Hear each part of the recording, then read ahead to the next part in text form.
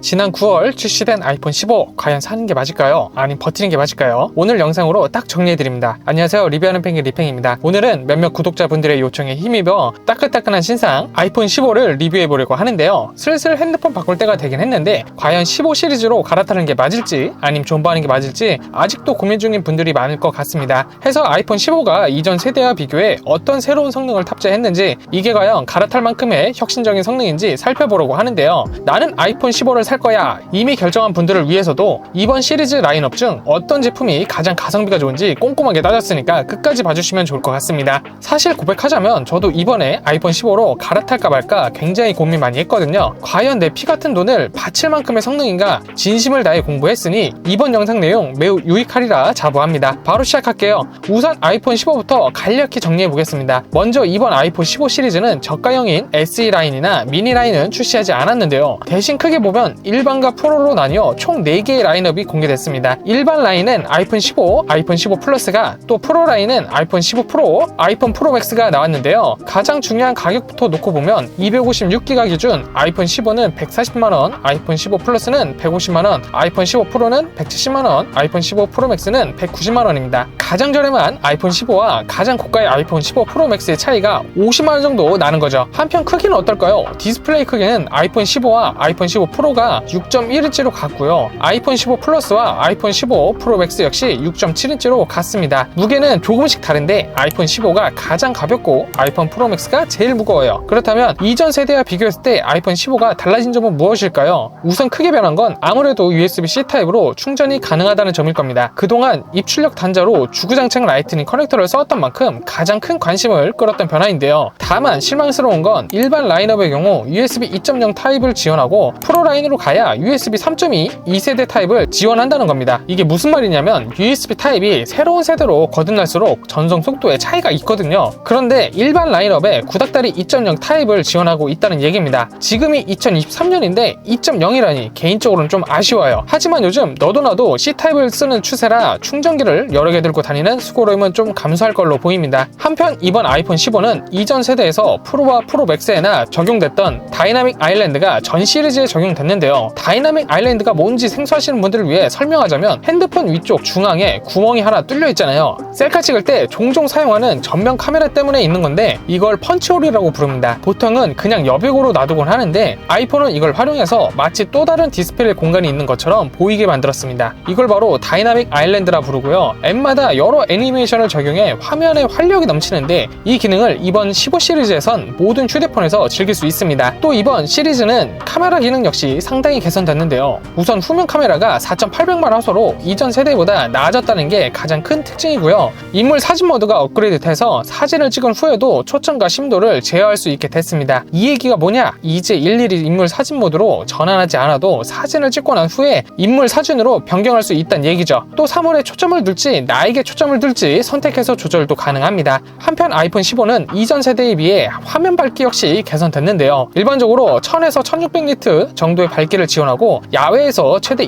2000니트까지 밝아질 수 있습니다. 이 밝기 정도는 아이폰 15와 아이폰 15 프로가 같고요. 자, 여기까지 설명했으면 사라는 거야 말라는 거야 궁금증이 들 수 있어요. 그래서 이전 시리즈보다 여러 면에서 달라지고 나아지는 건 알겠는데 과연 갈아탈만해? 이렇게 묻고 싶으실 텐데 여기서부터는 제 개인적인 의견입니다. 저 개인적으로 봤을 땐 이번 아이폰 15 시리즈는 사실 엄청난 혁신으로 보이진 않습니다. 분명 이전 세대보다 성능이 나아진 건 사실이지만 핵심적인 기능이 개선됐다고 느껴지진 않아요. 솔직히 아이폰 14 시리즈를 사용하고 있다면 굳이 이번 시리즈로 바꿀 필요는 없어 보입니다. 다만 카메라 성능 개선 등을 따져보면 13 시리즈 이하를 보유하고 있는 분들은 어느 정도 체감이 느껴질 것 같아요. 저 역시 아이폰 13 시리즈를 쓰고 있어 고민을 조금 했는데 사실 전 바꾸기로 결정했습니다. 2년 정도 썼더니 바꾸고 싶기도 했고 특히 이번에 색상이 워낙 예쁘게 잘 빠져서 탐이 나더라고요. 매장 가서 보니 블루랑 내추럴 티타늄이 진짜 예뻤습니다. 조만간 요 둘 중 하나를 사지 않을까 싶어요. 그렇다면 저와 같이 이번 아이폰 15 시리즈를 사야겠다 결정하신 분들 아니면 긴가민가한데 좀 더 정보가 필요해 하시는 분들을 위해 지금부터는 아이폰 15 시리즈 중에서 뭘 사야 할 것인가에 대해 설명을 드려보려 합니다. 우선 아까도 말했지만 아이폰 15 시리즈는 아이폰 15, 아이폰 15 플러스, 아이폰 15 프로, 아이폰 15 프로 맥스 4종류가 있다고 했어요. 우선 아이폰 15부터 살펴보면 앞서 말했듯 디스플레이 크기는 6.1인치고요. 무게는 171g으로 14 시리즈보단 2g 정도 가벼워졌습니다. 있습니다. 카메라 역시 전작보다 업그레이드 돼서 줌 성능이 좋아졌는데 크롭하면 2배 줌까지 화질 손상 없이 가능해졌습니다. 다만 망원 렌즈는 없기 때문에 갤럭시처럼 5배, 10배 이상의 줌이는 불가능합니다. 한편 칩셋의 경우엔 A16이 탑재됐는데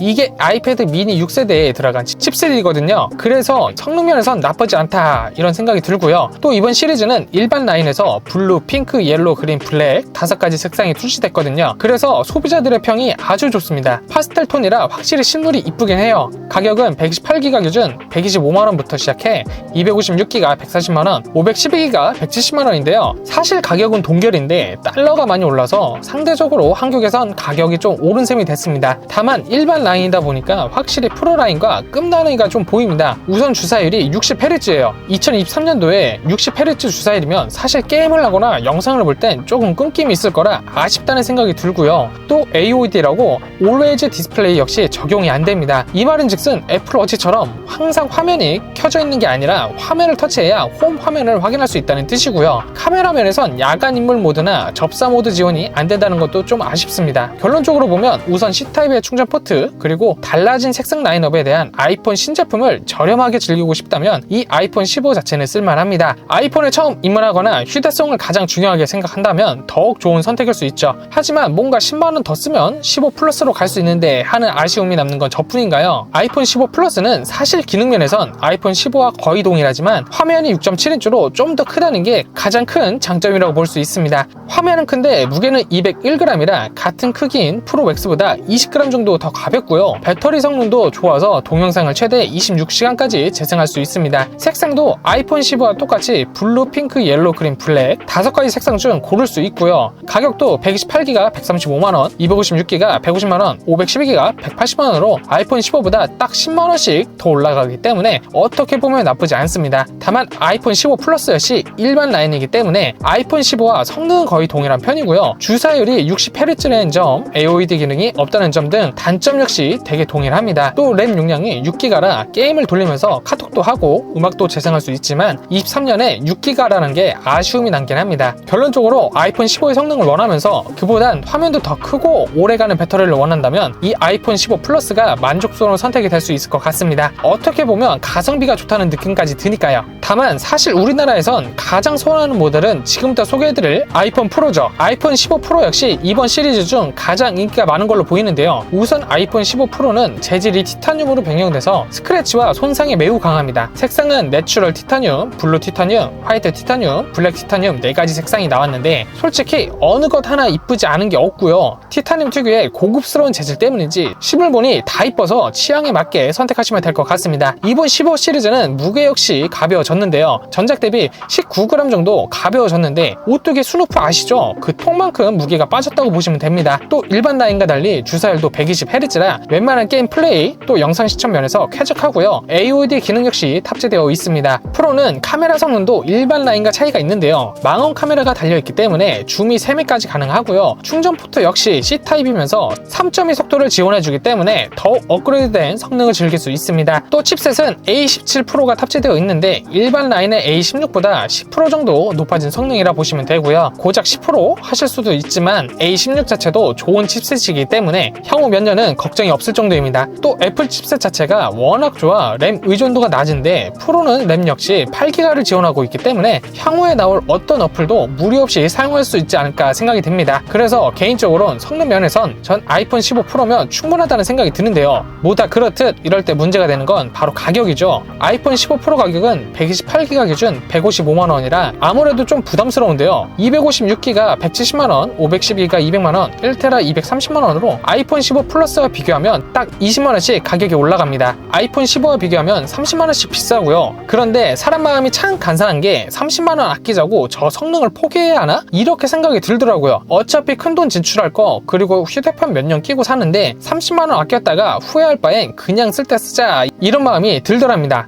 그래서 전 이 아이폰 15 프로로 급격히 무게추가 기울고 있긴 합니다. 결론적으로 한 번이라도 아이폰을 사용하셨던 분들, 또 한국에선 가장 인기 있는 모델을 쓰고 싶은 분들, 무난하게 좋은 성능을 쓰고 싶은 분들이라면 이 아이폰 15 프로를 가장 추천드리겠습니다. 하지만 난 아이폰의 최대 성능을 사용하고 싶다, 끝판왕을 보여줘 하신다면 결국 아이폰 15 프로 맥스까지 갈 수밖에 없습니다. 뭐 이름부터 딱 아시겠죠? 전문가의 냄새가 풀풀 납니다. 아이폰 15 프로 맥스는 우선 화면 크기가 6.7인치로 플러스와 똑같고요. 기본적인 성능은 프로와 비슷하지만 여기에 성능이 몇 개 더 들어가 있습니다. 우선 카메라 줌인이 5배까지 가능해서 사진이나 동영상 촬영을 전문적으로 하시는 분, 또 인스타나 SNS에 진심이신 분, 아니면 아이돌 덕질을 하는 분들에겐 좋은 제품이고요. 동영상 시청이 최대 29시간까지 가능해서 하루 종일 충전을 하지 않아도 너끈히 버팁니다. 이렇게 되면 무게가 조금 더 무거운 게 아닌가 하고 걱정할 수 있겠는데요. 전작보다 19g 줄어서 221g 정도의 수준이고요. 소재 역시 티타늄, 색상도 프로와 똑같은 라인업이기 때문에 단단한 소재에 고급스러운 컬러를 즐길 수 있습니다. 다만 역시 가격이 가장 큰 문제예요. 아이폰 15 프로 맥스는 용량이 256GB부터 시작하는데 이것도 190만원이고요. 512GB 220만원, 1TB는 250만원입니다. 휴대폰 한 대에 거의 200만원이니까 좀 부담스럽죠. 하지만 또 그냥 프로와 단순 비교하면 20만원씩 올라간 거라 아예 불가능한 금액도 아니긴 합니다. 이거 이렇게 얘기하니까 아반떼 보러 갔다가 결국 스포츠카까지 가는 흐름이긴 한데요. 그냥 솔직하게 말하는 겁니다. 저도 가성비로만 생각하면 무조건 아이폰 15 사는 게 맞는 걸 아는데 그게 안 돼요. 하지만 과소비를 방지하는 차원에서 너무 비싸기도 하고,